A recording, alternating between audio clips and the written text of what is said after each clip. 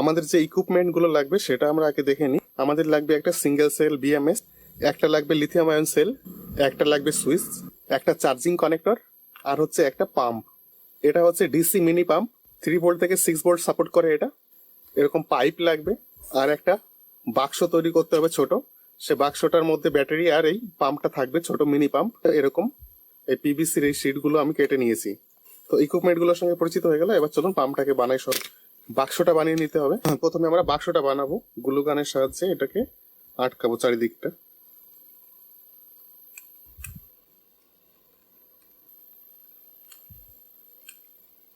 এরকম জায়গাতে বসাতে হবে আমাদেরকে পাম্পটা। এই যে এখানে একটা ছিদ্র করেছি, এটাকে ম্যাচিং করে এদিক থেকে পাইপটা ঢুকিয়ে দেবো।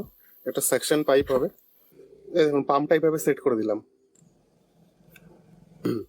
এবার বাক্সটা তৈরি হয়ে গেছে। এবার আমরা করবো কি, কানেকশন গুলো করে নেব। ব্যাটারি থাকবে rechargeable battery, lithium ion cell 3.7 volt, 2000 mAh এর, যাতে আমাদেরকে বারবার ব্যাটারি রিপ্লেস না করতে হয়। ব্যাটারিটা যেন চার্জ করলেই আমরা পুনরায় পাম্পটাকে চালাতে পারি। একটু সোল্ডারিং ফ্লাক্স দিয়ে নিলাম ব্যাটারির পেছনটাতে। এটা ব্যাটারির নেগেটিভ পয়েন্ট, এখানে আমরা সোল্ডার করতে হবে আমাদেরকে। 2 সাইডে একটু করে সোল্ডারিং ওয়্যার ধরিয়ে নেব, পজিটিভ সাইডেও একটু ধরাবো।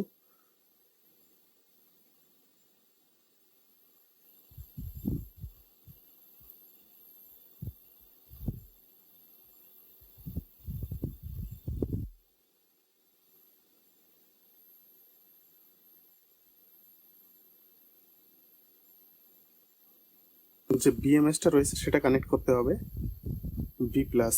এখানে দেখে নিতে হবে, এখানে 4টে পয়েন্ট থাকে বিএমএস এর। একটা ব্যাটারি পজিটিভ নেগেটিভ, এটা ব্যাটারি পজিটিভ, এদিকে নেগেটিভ। আরেকটা হচ্ছে চার্জিং বা ডিসচার্জিং, পি প্লাস আর পি মাইনাস থাকবে।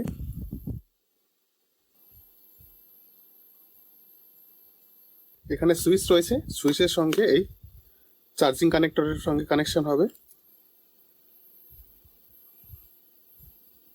চার্জিং কানেক্টরের এই পেছনের দিকটা এটা থাকে হচ্ছে পজিটিভ, আর এই সামনের দিকটা থাকে নেগেটিভ।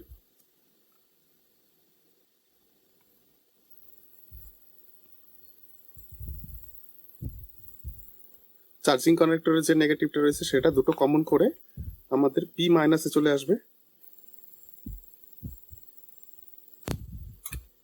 এখানে বিএমএস এর পি প্লাসটা সুইচের যে কোনো একটা প্রান্তে নিয়ে আসতে হবে। যেটা বিএমএস এর পি প্লাস আর এই চার্জিং কানেক্টরের পি প্লাস, সেটা একটা জায়গায় কমন করে সুইচের যে কোনো একটা জায়গায় কানেক্ট করে দেবো। মোটরের যেটা পজিটিভ থাকলো সেটা সুইচের আরেক প্রান্তে কানেক্ট করতে হবে, তাহলে পাম্প চলছে। দেখছেন আওয়াজও পাওয়া যাচ্ছে, যে টেস্টিংও হয়ে গেল আমাদের। এবার হচ্ছে সবগুলোকে এক মধ্যে ঢুকিয়ে কি করতে হবে, তার আগে এই সাকশন পাইপটা, সরি এখানে যে ডিসচার্জ পাইপটা রয়েছে সেটা কানেক্ট করতে হবে। এখানে ডিসচার্জের পাইপটা এখানে দিতে হবে। এখন আস্তে আস্তে এটাকে অ্যাসেম্বল করে দিব। এই পাইপগুলো সব চারিপাশ দিয়ে আঠা লাগিয়ে দেবো। নিচেরটা হচ্ছে সাকশন পাইপ, আর উপরে যেটা রয়েছে সেটা হচ্ছে ডিসচার্জ। তো ভিডিওটা ভালো লাগলে অবশ্যই একটা লাইক করবেন আর চ্যানেলটিকে সাবস্ক্রাইব করবেন। ধন্যবাদ।